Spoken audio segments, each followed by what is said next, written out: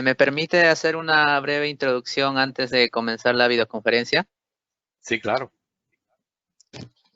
Bueno, tengan muy buenos días cada uno de los presentes. Mi nombre es Hugo Taipe, miembro del Grupo de Apoyo en Geoquímica de la Universidad Nacional Mayor de San Marcos, y en esta oportunidad voy a ser moderador. Hoy tenemos el agrado de presentar a Ricardo Valls, el cual nos va a brindar una videoconferencia que va a tratar sobre el análisis composicional desde un enfoque teórico práctico. Ricardo Valls es geólogo profesional, graduado del Instituto de Geología de Moscú en Rusia. Actualmente labora como presidente y director ejecutivo de Valls Geoconsultant. También se caracteriza por realizar investigaciones en geología, IA, geomatemática, análisis composicional de los datos, también en análisis de lineamientos estructurales y en geoquímica. Por último, recordarles que deben mantener su cámara de video y micrófono apagados en todo momento. Y si tienen alguna duda, la pueden escribir en el chat y yo se lo haré llegar ya finalizando a Ricardo para que pueda resolver nuestras dudas. Bueno, sin más que decir, le cedo la palabra para que pueda iniciar la videoconferencia. Muchas gracias, Hugo. Buenos días para todos los que están presentes. Gracias por la introducción. Ese que ven ahí a la izquierda era yo cuando tenía 21 años. Ahora tengo 62, así que he pasado bastante agua por debajo de este puente. Esta conferencia es la primera parte, es una parte teórica. En agosto 3 vamos a tener otra videoconferencia, pero va a ser eminentemente práctica. O sea, aquí les voy a explicar por qué y en la otra les voy a explicar cómo. Una cosa que no mencionó Hugo es que yo también soy autor de varios libros de temas de control de la calidad, de inteligencia artificial, machine learning, etc. No creo que tengan necesidad de tomar muchas notas durante esta presentación. Los que estén interesados en tener una copia del PowerPoint me pueden escribir este email. Y también va a haber, estoy seguro, una copia de este video en YouTube. Así que déjenme contarles cómo fue que empezó mi conversión. Cuando yo participé en el 32º Congreso Internacional de Geología en Florencia, Italia, en el último día, después de haber estado 3 días mirando todo, pasé por una puerta que decía análisis composicional de los datos. Sí, ¿qué cosa es eso? Yo nunca había oído hablar de análisis composicional de los datos. Y yo he trabajado en estadística prácticamente desde que me gradué. Incluso una de mis especialidades había sido modelaje geomatemático. Entré a la conferencia y después de un rato de estar oyendo, hablando de ello, de toda una serie de cosas, les pregunto, bueno, me disculpan, ¿y qué pasó con las correlaciones? Y se lo juro a ustedes que me miraron como si hubiera sido un marciano acabado de salir de un platillo volador. Y me dijeron, ¿de qué tú estás hablando? Digo, correlaciones. Las correlaciones no existen. ¿Cómo es posible que ustedes están diciendo? Y dijeron, bueno, mira, ven a nuestro congreso. Ellos tienen un congreso que se hace cada 2 años en España. Bueno, ahora lo rotan un poco, que se llama Coda Work. Eso fue en el 2005. Y te explicaremos. Este señor que ustedes ven aquí, déjame ver si creo que ustedes pueden ver el mouse mío. Este señor que ven aquí, el ancianito se llama Atkinson. Ya murió. Él fue el que inventó el método de análisis composicional de los datos. O sea, ustedes pueden ver que esto es una rama de la estadística relativamente nueva y por eso es comprensible que no mucha gente conozcan de ellos. Bueno, fui a la conferencia, atendí, participé, pregunté y les juro a ustedes que no entendí prácticamente nada. Era una estadística completamente distinta a la mía y muy difícil de aceptar el hecho como que ellos me dijeran que la correlación no existe, a pesar de que me mostraron un libro que el que lo quiera ver puede ir a este link que les estoy poniendo aquí a la izquierda. Es el libro de Pearson, el que inventó la correlación, en el cual él explica que la correlación no funciona cuando los datos son cerrados. ¿Y qué significa datos cerrados? Significa datos que están estimados sobre la base de un total fijo, digamos partes por millón, partes por billón, porcentaje, días de la semana. Toda estimación de un parámetro que sea cerrado va a tener problemas a la hora de las correlaciones. Y esto es una cosa que se conoce desde el 1897 y sin embargo, ¿por qué razón todos seguíamos utilizando las correlaciones? Bueno, por una razón muy sencilla. El análisis correlacional es una herramienta básica y muy útil en la geología. Yo en aquel momento llevaba como 25 años trabajando en geología y había hecho un par de descubrimientos de minas basados precisamente en las correlaciones. Por tanto, para mí era prácticamente imposible de aceptar de lo que me estaban diciendo. Ok, en español sencillo lo que ellos me estaban diciendo es todo, regresión, correlación, todo eso lo estás haciendo mal. Y no es fácil aceptar eso. Si hay algo que yo quiero que se lleven de esta conferencia, es que no hagan análisis de correlación con datos cerrados como son los geoquímicos. Y les voy a explicar, este es el objetivo de esta conferencia, es explicarles por qué no se puede. Ok, en el 2007 yo dije, porque la reunión con la gente de CODA es cada 2 años. En el 2007 dije, ok, yo voy a acabar una vez y por todas de demostrarle a esta gente de que las correlaciones sí funcionan. Y lo que hice fue crear un modelo de un depósito, de una mineralización de cobre asociada con una zona tectónica en un intrusivo tonalítico, en el cual matemáticamente yo iba a introducir las correlaciones en los datos, de forma tal que cuando yo hiciera mi análisis correlacional, yo iba a obtenerlas. El papel original puede ser bajado gratuitamente. Ahí les dejé un link aquí abajo, donde pueden bajar el artículo. Ahí están las bases de datos, toda la metodología y demás. Esto es una muestra de una sección de los datos, porque no solo eran elementos mayores, elementos traza. Y para que tengan una idea, en cada puntico, imagínense una grilla aquí de 100%, cada puntico tenía un valor para todos los valores mayores y trazas, de forma tal que, claro está, al centro de la anomalía iban a estar los valores más altos digamos, del cobre, plomo, zinc, el oro, y mientras más lejos estaba, menores eran los valores de los elementos traza. Los datos de modelo también tenían una serie de condiciones preestablecidas. La primera de ellas, que era un sistema cerrado, o sea que la suma total de todos los valores era igual o muy cercana al 100%. No habían valores nulos o por debajo del límite de sensibilidad. O sea, estaba tratando de hacer un modelo bien sencillo. El único objetivo de este modelo era demostrar que las correlaciones sí funcionaban.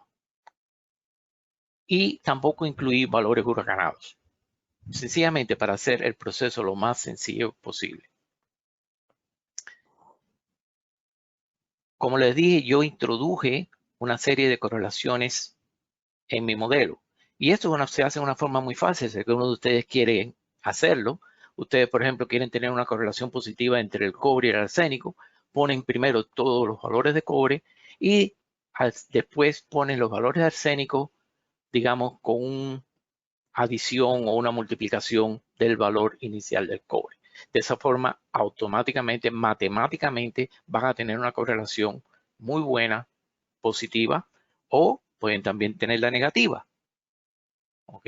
En ese caso es el valor original menos o dividido entre un parámetro, y así van a tener los datos, las correlaciones en sus datos iniciales. ¿Ok?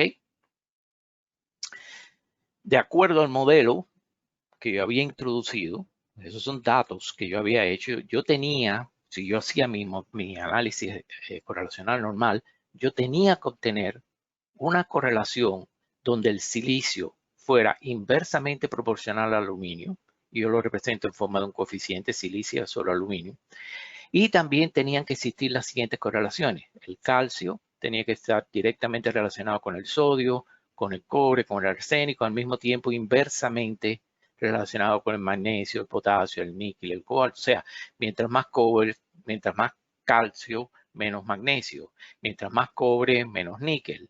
Mientras más cobalto, menos arsénico. Cualquier tipo de análisis estadístico que yo hiciera tenía que darme estos resultados porque yo los había puesto inicialmente en el sistema. Ok, caso 1, procesar todos los datos sin diferenciar entre elementos mayores y elementos traza. Y dado que conocemos que no existían ni valores bonacanados ni valores cero, los siguientes pasos fueron: 1, determinación de la ley de distribución por el método de asimetría y exceso. Usando Excel, calcular la correlación de Pearson entre los distintos elementos y utilizar el valor crítico de Student para determinar las correlaciones significativas. Y esto es importante porque correlaciones puede haber entre cualquier cosa. Puede haber una correlación entre la cantidad de mariposas que hay en África con la cantidad de depósitos de oro que hay en Rusia.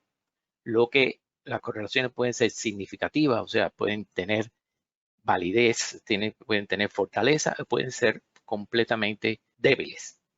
Existe un criterio que se llama el criterio de Student, ahí tiene la fórmula, con el cual se determina si la correlación que ustedes tienen puede considerarse significativa. En sentido general, en la práctica geológica, para una probabilidad del 95%, se asume que si el criterio de Student T es mayor que 3, se puede considerar que la correlación es significativa. En la próxima tabla les voy a mostrar las correlaciones que fueron significativas. Como pueden ver aquí, por ejemplo, hay una correlación muy fuerte negativa entre el silicio y el aluminio. Una no tan fuerte, pero entre el silicio y el hierro. Hay una positiva entre el aluminio y el hierro. Y así, estas fueron las correlaciones significativas que dio el análisis de correlación de Pearson de mis datos. Vamos a hablar ahora de la selección del RCC. RCC viene del término en inglés Range Correlation Coefficient o rango de coeficiente de correlacionalidad. Dado que esto no es una práctica común, déjenme tomarme un poquito de tiempo para explicarles cómo es que se llega al coeficiente, ese coeficiente que ustedes vieron al principio, cómo es que uno lo construye. Se comienza por ordenar todas las correlaciones significativas, desde las más negativas a las más positivas, en una columna. Luego, comenzamos a configurar el coeficiente con los elementos con correlaciones negativas, poniéndolos en posiciones opuestas, por ejemplo, en el numerador y el denominador. Y cada vez que se repita un elemento en el coeficiente, se pone un punto, un asterisco encima del elemento, tal como se muestra en la siguiente ecuación. En este ejemplo, tenemos que hay una correlación positiva entre el cobre y el arsénico, hay una correlación negativa entre el cobre y el cobalto, y asimismo hay una correlación negativa entre el arsénico y el cobalto. Como el cobalto aparece en 2 ocasiones en esta correlación, tiene 2 asteriscos arriba. Como el cobre y el arsénico aparecen solamente en una ocasión, cada uno de ellos tiene un asterisco arriba. Esto se utiliza para ver el efecto de dicho elemento. Claro está que en esta ocasión el cobalto tiene más importancia que el cobre o el arsénico individualmente, porque participa en más correlaciones. Una vez determinadas las distribuciones de las correlaciones negativas, se continúa con las positivas, pero en este caso se comienzan por los valores más grandes. Y cuando es posible, hay que combinar los coeficientes que se van obteniendo. En el caso de encontrar un elemento con correlaciones contradictorias, por ejemplo, digamos que ustedes tienen aquí el cobre, el cobre es inversamente proporcional al cobalto, pero puede encontrarse un caso en que el cobre sea inversamente proporcional al arsénico. Por tanto, no cumple, no cabe dentro de esta ecuación, porque no puede estar aquí abajo, porque entonces estaría en contrario con la correlación negativa entre el cobre y el cobalto. Y no puede estar acá arriba porque te estamos diciendo que hay una correlación negativa entre el cobre y el arsénico. En ese caso, sencillamente se saca el cobre y se comienza una nueva fórmula. Por ejemplo, en este caso sería arsénico sobre cobre. No se asusten, nosotros vamos a tener un ejemplo práctico para que ustedes vean cómo se hace esto. Yo espero que ustedes hayan recibido esta tablita igual que otra tabla con los datos iniciales, también hay una tabla con los datos que vamos a procesar en la segunda conferencia. Y también espero que hayan podido traer la regla y el compás que les mencioné al principio, porque nos va a ser útil para hacer una representación gráfica de esta correlación. Pero incluso si no lo tienen, pueden seguir este ejemplo conmigo. Aquí tenemos las correlaciones desde las más fuertes negativas hasta las más fuertes positivas. En gris son aquellas correlaciones que no son significativas. Quiere decir que no vamos a trabajar con ellas. ¿Okay? O sea, tenemos que empezar con las más negativas. Y como vemos que hay una correlación negativa entre el oro y el níquel, el coeficiente comenzaría a lucir así. Ahora tenemos que la segunda correlación negativa potente es entre el oro y el cobalto. Fíjense que el oro, al ser mencionado 2 veces, aparece con un asterisco. La tercera, tenemos cobre con el níquel. Y el níquel se menciona por segunda vez, también aparece con su asterisco. Y voy a parar aquí un minuto para estar seguro que me están siguiendo. El primer caso, oro inversamente proporcional al níquel. Oro, níquel. Oro inversamente proporcional al cobalto. Oro por segunda vez, cobalto. Cobre inversamente proporcional al níquel. El níquel está aquí abajo, por tanto el cobre tiene que estar aquí arriba. El siguiente caso sería plomo con el cobre. El cobre se menciona por segunda vez, aparece con su asterisco. Como el cobre y el plomo son inversamente proporcionales y el cobre está aquí arriba, el plomo tiene que ir aquí abajo. Y por último, la plata con el níquel estaría así. Claro. Y el coeficiente, el RCC de la parte negativa de esta tabla, luciría algo como esto. Esta es la parte negativa solamente, todavía no hemos tocado la parte positiva. Ahora, para la parte positiva, yo quiero darles a ustedes la oportunidad de que ustedes mismos calculen la posición de todos estos elementos. Les puedo decir, por ejemplo, el oro, al tener una correlación positiva con el cobre, tienen que estar juntos. Y si ya ambos estaban definidos, como por ejemplo aquí, sabemos que el oro con el cobre ya están en la ecuación, sencillamente hay que añadirle un asterisco al oro y un asterisco al cobre. Les voy a dar unos 30 segundos para que traten de completar este coeficiente.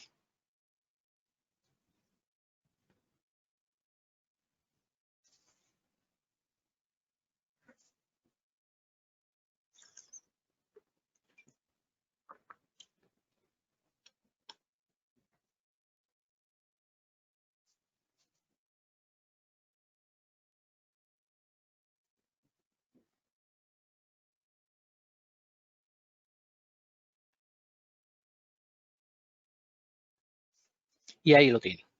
Ese es el RCC para estos datos. 5 veces el cobre, 4 el oro, 2 la plata, etcétera, etcétera. Ahora, seguramente algunos de ustedes me va a decir, pero el cobre nada más que tenía 4 asteriscos y la plata nada más que tenía 3 asteriscos. ¿Por qué es que tienen ahora 5 y 4? El problema es que aquellos elementos como el cobalto, el bario, el mercurio, que no tienen ningún asterisco, el valor es 1. Por tanto, si el cobre que tenía 4 asteriscos es 4 más 1. El oro tenía 3 asteriscos, es 3 más 1. Por eso que es 5 cobre, 4 AU, 2 AG, etcétera, etcétera, etcétera. Espero que esto les haya sido fácil de hacer. Ahora, una de las construcciones más interesantes que se pueden hacer en el análisis estadístico es hacer un dendrograma, que es la representación gráfica de estos coeficientes de correlación. Estas representaciones gráficas no solo son bonitas a la vista, sino que tienen una tremenda importancia desde el punto de vista genético. Y les voy a explicar cómo se hacen estos dendrogramas. Y aquí es donde les hace falta tener el compás y la regla. Si no tienen un compás, digamos que están en el campo, una forma de solucionar esto es un hilo de pero la regla sí le va a hacer falta. Si, por ejemplo, tienen que hacer un círculo con un radio de 4 centímetros, bueno, cogen el hilo, marcan 4 centímetros, ponen digamos, un extremo fijo y mueven el otro extremo en un arco. El hilo va a ser el radio y siempre va a tener la misma distancia. Y de esa forma pueden hacer sus gráficos. La otra forma, si están por el contrario, es decir, con una computadora, pueden hacer esto en PowerPoint, es como yo lo hago generalmente, en el cual ustedes generan círculos con diámetros, en diámetro igual a 2 veces el radio, fijos, y así irán haciendo estas intersecciones. No se apuren, vamos a ver un caso completo. Esta es otra tabla que también debieron de haber recibido. De nuevo, arriba tenemos las correlaciones negativas más fuertes, abajo tenemos las correlaciones positivas más fuertes. En este caso vamos a empezar a trabajar al revés. Empezamos desde las más fuertes positivas a las más fuertes negativas. Y esta columna, R es el valor correlación y L es un parámetro que refleja la distancia en centímetros que van a tener dos elementos de acuerdo al valor de la correlación. L no viene de la palabra inglesa length, viene del nombre ruso Lyudmila, que es el nombre de mi esposa. Por eso lo dejé como L. Y el 4 es un número que yo llegué después de múltiples veces de hacer este gráfico. Si ustedes están trabajando sobre una hoja de papel normal, empiezan a trabajar hacia el centro de la hoja, 4 centímetros les va a garantizar que todo el gráfico les va a caber dentro de la hoja. Y la distancia, como ustedes ven, mientras más fuerte es la correlación, más pequeña, o sea, más cercana están los elementos, mientras más débil es la correlación, o sea, más fuertemente negativa es, mayor es dicha distancia. Este L es el radio. ¿Ok? Comenzamos entonces. Tenemos el oro y el cobre como la correlación más fuerte, casi una, y los ponemos a 4 centímetros de distancia. ¿Por qué razón? 4 más 1 menos R sub I, que es de 0.99, entre R máximo, que es 0.99, es 1. 1 menos 1 es 0. Esto queda como 4. ¿Ok? Ponen una bolita, le marcan a U y a 4 centímetros de distancia ponen otra bolita y le llaman cobre. Y esta línea yo la pongo de carácter continuo y en rojo para indicar que es una correlación positiva. Ok, ¿cuál es el segundo paso? El segundo paso sería ubicar el cadmio. Y sabemos que el cadmio está a 4.22 centímetros del oro. Pero 4.22 centímetros puede ser aquí, puede ser aquí, puede ser aquí, puede ser aquí. No sabemos, necesitamos otro punto para ubicar exactamente la posición del cadmio. Y para eso nos apoyamos en el siguiente, que vemos que el cadmio con el cobre está a 4.24. O sea, que el cadmio se encuentra a una distancia de 4.22 del oro y 4.24 del cobre. Donde se intersecten esos dos semiarcos, ahí va a estar la posición del cadmio. Y es lo que vemos en esta siguiente gráfica. Ahí vemos que hicimos un círculo con un radio de 4.22 alrededor del oro. Hicimos un círculo con un radio de 4.24 alrededor del cobre y donde se intersectan ambas curvas, ahí va a estar la posición del cadmio. Y como son correlaciones positivas, las uní también con las barras de color rojo y de carácter continuo. Algunos de ustedes me podrán decir, bueno, también se intersectan aquí, ¿por qué no pusiste el cadmio aquí? Esto es una cuestión convencional. Si estamos trabajando con las correlaciones positivas, yo voy a tender siempre a trabajar hacia arriba. Si fuera con las correlaciones negativas, tendería a trabajar hacia acá abajo. ¿Ok? Así que por cuestión de normalidad, siempre vamos a tratar de buscar la intersección hacia arriba con las positivas. Ok, ya tenemos 3 elementos ubicados. El próximo es el mercurio, ¿okay? Que está a 4.28 del cobre.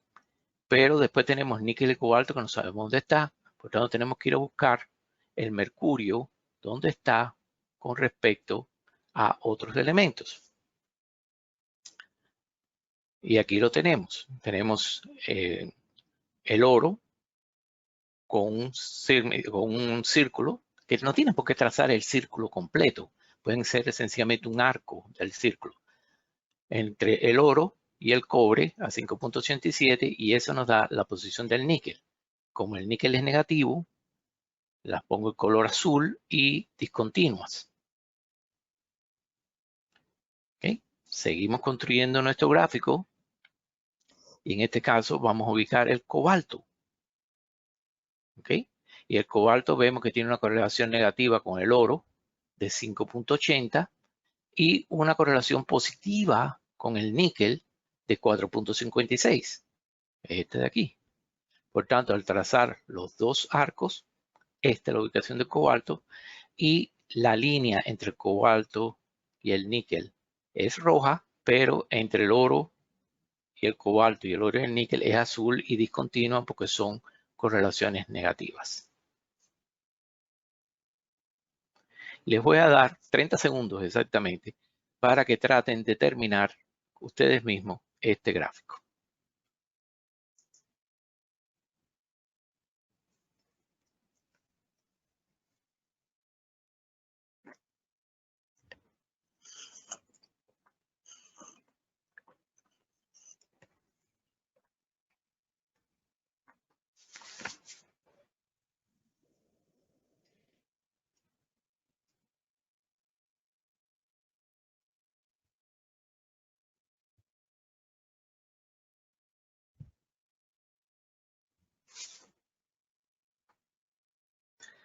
Ok, espero que hayan tenido algo similar a esto.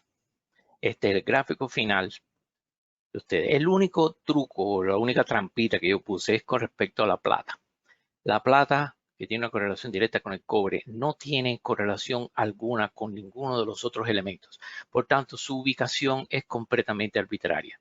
Sencillamente tienen que tener la distancia entre el cobre y la plata, que creo que era 4.50 y pico, y puede estar en cualquier posición de aquí. Ahora, como yo les decía, estos gráficos son extremadamente informativos desde el punto de vista genético. Ustedes, por ejemplo, pueden ver aquí que la mineralización del oro está relacionada con el cadmio y el cobre. El cadmio generalmente es un elemento rico en la pirita. Por tanto, ya ustedes están viendo, ok, aquí tengo que estar buscando pirita y hay cobre. Por tanto, tengo que tener pirita y calcopirita. Y el oro está asociado a estos dos elementos. La plata no está asociada al oro. Por tanto, mientras más plata hay, no tiene por qué haber más oro. Pero sí está relacionado con el cobre. O sea, la plata está dentro de la calcopirita también. Y el resto de los otros elementos, el níquel, el cobalto, son elementos de roca. Y como ven aquí, el plomo tampoco tiene nada que ver con la mineralización. Esto se da en los casos, por ejemplo, de trabajar con las serpentinitas, que son rocas ultramáficas metamorfoseadas que generalmente contienen contenidos apreciables de plomo, pero que son litológicos, no metalúrgicos. Espero que les haya gustado esta pequeña gráfica. Ok, volvamos de nuevo a nuestro caso. Como yo les había dicho, si el procesamiento era correcto, el resultado tenía que dar las correlaciones que yo introduje en el modelo. Y estos son los dos coeficientes que yo tuve cuando procesé los datos con Pearson. Y si ustedes se fijan, aquí están las correlaciones que yo había puesto obligatoriamente en el sistema. Aquí está el sílico inversamente al aluminio, y aquí está el calcio, el sodio, el cobre dividido entre magnesio. O sea, están aquí. Pero ¿qué es lo que pasa? Aparecen una serie de otras correlaciones que no son reales. Esas son las llamadas correlaciones espurias. Y producto de la presencia de esas correlaciones, que son un artefacto matemático, es que las correlaciones no funcionan tan bien como deberían de funcionar. Por ejemplo, aquí les pongo un caso. Había una correlación directa entre el silicio y el titanio. Como ven en el gráfico de la derecha, no hay absolutamente ninguna correlación. Igual situación pasa con el aluminio, el hierro, el escandio, el titanio. O sea, si trabajamos los datos geoquímicos, que son datos cerrados, con las correlaciones, los métodos de correlaciones normales, vamos a obtener las correlaciones existentes, pero al mismo tiempo vamos a obtener una serie de correlaciones falsas que van a oscurecer y a disminuir la efectividad del método como tal. Ahora, ¿cómo luce esto en un mapa? ¿Ok? Cuando yo mapeé el RCC1 sobre el mapa, como ustedes ven, solamente cubre una parte del depósito. Y si yo fuera un geólogo que tengo perforadas mis anomalías, hubiera perforado aquí, hubiera perforado aquí. Sí, evidentemente hubiera perforado aquí y aquí, que son partes de la anomalía, y en un futuro me hubiera dado cuenta que la anomalía es para acá. O sea, es por esto que yo les digo que la correlación ha sido utilizada durante muchos años porque da resultados, pero no los resultados tan perfectos como lo va a dar el CODA, como yo les voy a mostrar después. Y también me hubiera puesto a perforar por aquí, en esta esquinita también. O sea, que me da algunos resultados, pero no son tan perfectos. Ok, dije, puede ser que el problema fue que yo trabajé.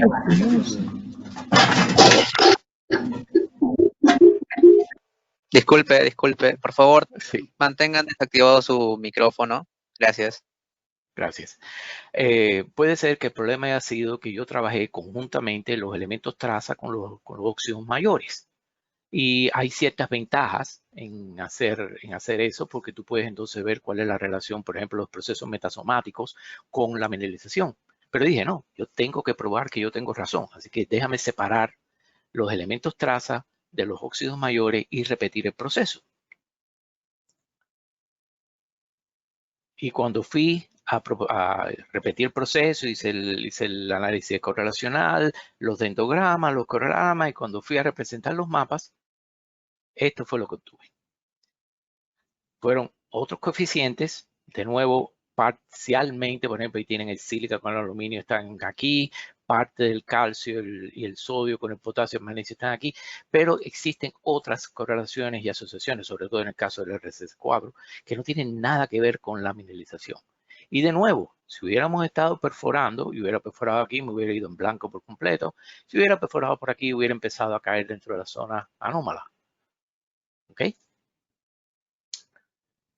Algunas conclusiones y recomendaciones de mi estadística, la estadística normal. Es evidente que los sistemas cerrados provocan correlaciones espurias, sobre todo cuando se trabajan conjuntamente los elementos mayores y los óxidos. Y si ustedes no me creen, es fácil, creen ustedes mismos, repitan mi experimento, creen una base de datos, apliquen Pearson o Kendall o cualquier tipo de método correlacional y van a ver que van a obtener estos resultados. Es imposible de no tener relaciones espurias cuando se trabajan con datos cerrados. Y claro está, si ustedes son tan tercos como lo era yo, siempre traten de procesar separadamente los elementos traza de los elementos mayores. Ahora, eso fue antes de ir al Congreso. Y yo pensaba, recuérdense que yo pensaba ir al Congreso para demostrarles que ellos estaban equivocados. Y tengo que confesarte que no, que mi estadística no funciona.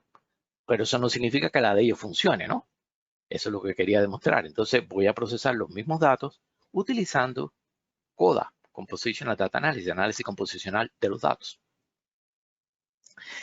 Y básicamente el análisis composicional de los datos es una forma de convertir sus datos cerrados a datos abiertos. Y yo a veces utilizo el ejemplo de la cartografía. Si ustedes saben que es muy difícil hacer, si ustedes cogen la bola del mundo y la ponen en un plano, todo lo que está cerca de los márgenes va a estar muy distorsionado. Pero si utilizan una conversión como la de Mercator, la distorsión es mucho menor. Y mientras más hacia el centro ustedes estén, menos será dicha distorsión.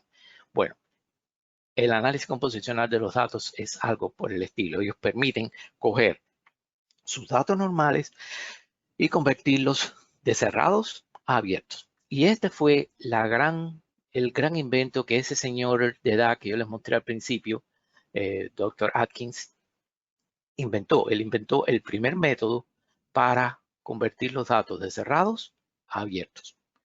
En estos momentos, el método que él se llamaba ALR, o log ratio aditivo. En estos momentos existen 3 métodos más.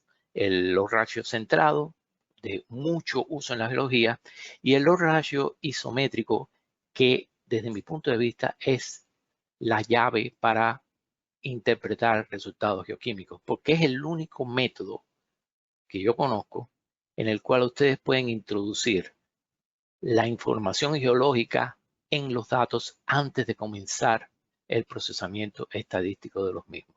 Y esto lo vamos a ver en agosto 3, cuando vayamos a procesar un grupo de datos reales. Yo les voy a mostrar cómo se hace todo esto paso por paso. Recuerden que esto es nada más que la parte teórica para demostrarles a ustedes, primero, la razón por la cual es importante utilizar análisis composicional de los datos. En agosto 3 veremos cómo hacerlo. Esto es una sección de los datos ya una vez convertidos. Los mismos datos al inicio convertidos, en este caso CLR. Como ven, la suma total ya no es 100, es 0. Quiere decir que los datos están abiertos. Y una vez que aquí hay otra cosa muy importante. Y esto lo vamos a ver de nuevo en agosto 3. Atkinson inventó una nueva estadística. Una estadística del simplex se llama. Imagínense ustedes una estadística en la esfera, no en el plano. Y como veremos posteriormente en el programa Codapac, que lo pueden bajar, no les mencioné esto, pero aquí lo pueden bajar en este link de aquí. Y les recomiendo que lo hagan, muy, muy útil. Codapac permite trabajar los datos estadísticamente dentro del simple, dentro de la esfera. Pero ustedes también pueden coger los datos, abrirlos, llevarlos a Excel y entonces sí utilizar el Pearson, Kendall, cualquier tipo de modelaje, de método estadístico para hacer correlaciones. Cuando los datos ya están abiertos, no hay problema ninguno. Y este fue el coeficiente correlacional que yo obtuve una vez que abrí los datos y los llevé a Excel y les apliqué Pearson. Y así es como luce en el mapa. Creo que se darán cuenta que es mucho mejor los resultados que aquellos que me daban una pila de anomalías por aquí.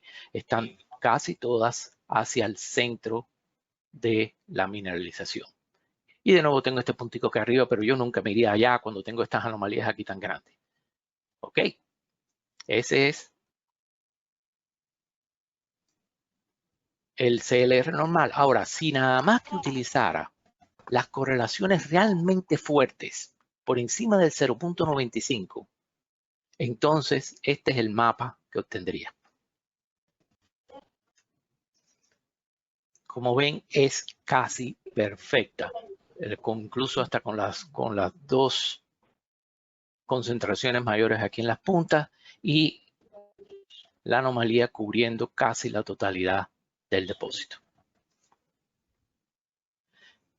Utilizando otro método, el ALR, el original inventado por Atkinson. Esta es la anomalía. Perfecta. Es que prácticamente no puede ser mejor que esa, que yo sepa. Y si utilizamos el ILR, que como les digo, es el mejor método para explorar datos geoquímicos. Y miren qué coeficiente tan sencillo es. Magnesio plus potasio. Y miren el mapa. Incluso ya no incluye las zonas más pequeñas. Es prácticamente el cuerpo mineral aquí. Es sencillamente mejor que esto, ya no lo hay. Ahora, algunas conclusiones y recomendaciones de la estadística de ellos, o sea, de la estadística de Compositional Data Pack. Lo fundamental es que se eliminan las correlaciones espurias. Las correlaciones, los datos van a dar correlaciones inesperadas, pero son reales. Y ustedes pueden chequearlo. Si, por ejemplo, ustedes hicieran un mapa de XY, magnesio, potasio, verían que formaba una línea recta. Otro punto importante es que no hace falta procesar los datos por separado. Pueden trabajarlo todo como mayores y trazas al mismo tiempo. Y de esa forma se puede extraer mucha más información. También los datos son generalmente responden a la ley de distribución normal, no tienen valores huracanados. O sea, el proceso de manipulación estadística se limita a esta apertura de los datos y el análisis de correlación. Ahora, todavía tenemos otro método como el componente principal o el análisis factorial.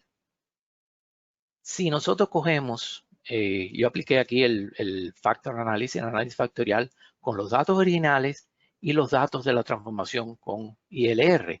Y estos son los resultados. Como ven, el análisis factorial de los datos originales también da una anomalía muy comparable, muy buena correspondencia con respecto a la ILR, aunque la ILR sigue siendo mejor.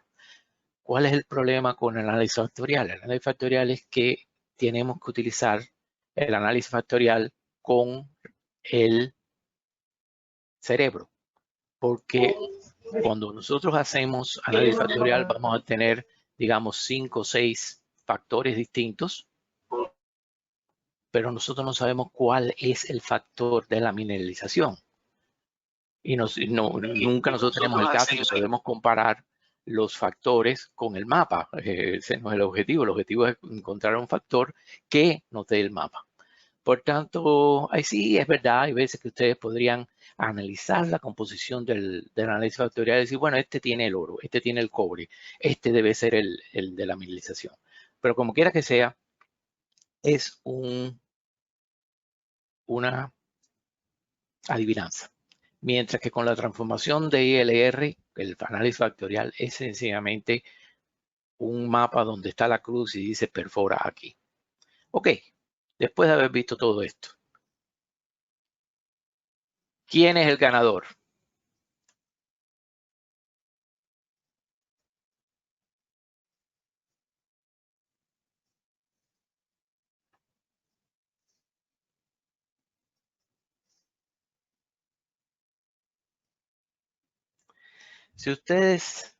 Si no los he convencido, si ustedes quieren seguir utilizando la forma antigua de procesar los datos, entonces, por favor, utilicen solamente las correlaciones por encima de 0.9 o incluso por encima de 0.95 y no mezclen los elementos traza con los óxidos principales, por favor. Por otra parte, el análisis factorial, cuando se usa junto con su cerebro, puede darles buenos resultados. Pero si quieren obtener toda la información de sus datos y asegurarse de que no hayan correlaciones espurias que altieren sus resultados, que puedan procesar todos los datos, elementos traza con óxidos mayores, que disminuyan al mínimo posible el procesamiento estadístico, entonces les doy la bienvenida a la familia CODA. Muchas gracias por su atención. Aquí les dejo mis coordenadas. Aquí a la derecha estoy haciendo una pequeña propaganda. Esto es un libro que puede ser comprado aquí en Amazon. Este es el link donde explico paso por paso, no solo análisis composicional de los datos, sino la aplicación de la inteligencia artificial al procesamiento de los datos y demás. Y recuérdense que el artículo original de este trabajo puede ser bajado de Wikibooks en este link. Sin nada más, le paso la palabra al moderador y si hay alguna pregunta, por ahora recuerdo que la parte práctica va a ser en agosto 3 y va a ser mucho más fácil de entender que esta explicación teórica. De nuevo, muchas gracias por la oportunidad de presentarles y por su atención.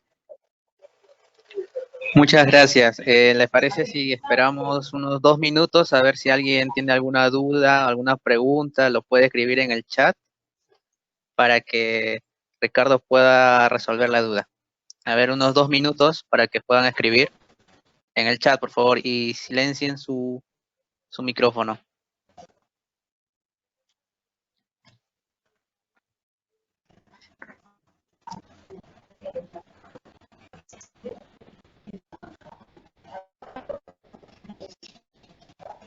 Muy buena la pregunta de Santiago. Santiago dice que si es recomendable separar nuestros datos por poblaciones, o sea, por tipo litológico, alteración, método analítico para tener mejores resultados. Sí. Yo cuando escribí cuando estaba planificando esta presentación, pensaba en las primeras etapas de exploración regional, cuando de verdad llegamos a un lugar donde no tenemos mucha información geológica, no conocemos nada de alteración geoquímica, geológica, ni nada por el estilo, en cuyo caso sencillamente ponemos todos los datos. Pero y aquí es donde es el ILR. El ILR, que lo vamos a ver en agosto 3, Dios mediante.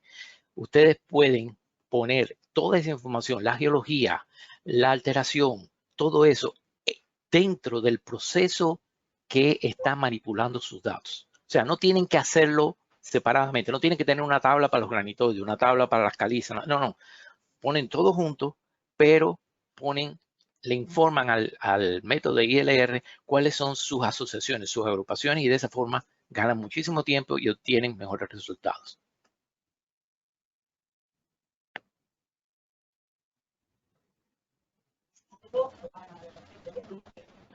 Dice Carlos de la Mata, señor Ricardo, sobre los resultados, un modelo simulado, ¿verdad? ¿Qué tal funciona en depósitos reales? Explicar mejor el fenómeno. Es un modelo simulado porque es la forma científica en que tú puedes demostrar que tu método funciona o no funciona. Si tú quieres probar un método, tú no puedes probarlo directamente sobre un proceso real, porque el proceso real tiene montones de factores que no pueden ser controlados. En este caso, mi modelo fue diseñado única y exclusivamente para determinar correlaciones. Yo introduje las correlaciones que eran y si yo las puse ahí, cuando hiciera el análisis correlacional, tenía que obtenerlas. Y ese fue el objetivo. Yo he estado aplicando análisis composicional de los datos desde el 2017, que fue cuando me convertí. Y les digo, sobre todo, el ILR para mí es el método ideal para procesamiento de datos. Funciona mejor que cualquier otro método de análisis. Normalmente, el procesamiento estadístico de un grupo de datos, quitando, por ejemplo, el MMI, el Mobile Metal Ions, que requiere un procesamiento estadístico un poquitico distinto, pero normalmente todos los métodos estadísticos conllevan a que tienes tus datos, los limpias, eliminas los valores huracanados, determinas los parámetros estadísticos, determinas la distribución de la ley de distribución, determinas los parámetros estadísticos, haces las correlaciones y haces tu mapa. Ese es el proceso normal que tú haces con todos tus datos bioquímicos. El problema con esto es que al hacer las correlaciones están metiendo montones de correlaciones espurias que te enmascaran los resultados de las correlaciones reales. Por tanto, CODA para mí es un método estadístico que debería darse en las universidades de materia obligada a todos los estudiantes. Es increíble que después de desde 2017 fue cuando yo me enteré, pero esto ya funcionaba desde 2002. O sea, llevamos casi 20 años y todavía este método no es conocido de forma general. Les garantizo a ustedes que los 80 participantes que están en este webinar en estos momentos conocen algo que el resto de los geólogos, incluso profesionales de sus países, no conocen. Tengo aquí otra pregunta, Jorge Chante, buenos días. Si quiero utilizar el método de cocientes metálicos para definir los flujos de mineración, por ejemplo, en betas, ¿qué transformador debo producir para tener mejores resultados? De nuevo, eso lo vamos a ver mejor en la parte práctica. Como les decía, existen 3 tipos de transformaciones y cada una de ellas tiene su objetivo. La que más se utiliza en geología, si ustedes están apurados de tiempo y quieren solamente utilizar una, utilicen el CLR, o el Central Log Ratio, que es el método para el cual fue diseñada la estadística del simplex. Y como lo vamos a ver en el ejemplo práctico, ustedes pueden hacer estadística dentro del CODAPAC, no en Excel. Y la estadística del simple, como lo digo, es una estadística gráfica. ¿Qué quiero decir con esto? Normalmente cuando ustedes hacen una tabla de correlación son números. Cuando ustedes hacen parámetros estadísticos son números. CODA crea gráficos y la interpretación de esos gráficos es lo que les dice a ustedes cuáles elementos están correlacionados con cuáles son los informativos, cuáles no son informativos y demás. Es muy linda, es preciosa, es algo que vale la pena estudiar. Pero si no tienen mucho tiempo, por lo menos abran los datos y los pasan a Excel. Y respondiendo a tu pregunta, Jorge, en específico, CLR es el básico. Pero si tienes tiempo, utiliza ILR. Y si tienes tiempo, utiliza los tres. Es lo que yo normalmente hago. Yo hago el ALR, el CLR y el ILR. Para mí el ILR es el mejor, pero lo comparo con resultados obtenidos con el ALR y el CLR. A veces, en ocasiones, yo tengo una anomalía por unos métodos y no lo tuve por otro. Es cuestión de cómo ellos procesan los datos distintos. Por tanto, lo mejor es hacerlo los tres. Si estás muy apurado, el ILR.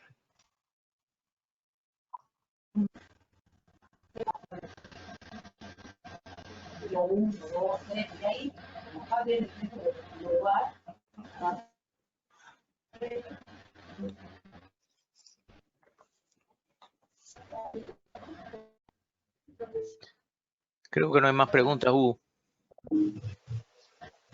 Sí, bueno, si ya no hay más preguntas, compañeros, damos por finalizada. También quisiera agradecerle de parte del Grupo de Apoyo en Geoquímica, señor Ricardo Valls, por brindarnos esta videoconferencia. Creo que ha sido de mucha ayuda para todos los participantes. También por brindarnos parte de su tiempo, ¿no?, en contribuir al aumento de nuestros conocimientos. Y esperemos verlo muy pronto en algunas próximas charlas. Muchas gracias, señor Ricardo Valls. Mucho gusto, el gusto fue mío y la próxima charla es el 3 de agosto, que es la parte práctica de esto. Y Hugo, yo le había dicho creo que se llama Caro, que si quieren me manden este video antes de subirlo a YouTube, porque yo puedo editarlo, quitarle los y dejarlo más bonito, y entonces se los reenvío para que lo suban a YouTube y quede más educable. Claro, yo le haré ese comunicado a Carolina para que le pueda brindar el video, la grabación de esta videoconferencia. Ok. Bueno, muchas gracias a todos de nuevo y por favor, no utilicen correlaciones si no es con Compositional Data Analysis. Hasta la vista. Muchas gracias. Para los participantes que están preguntando,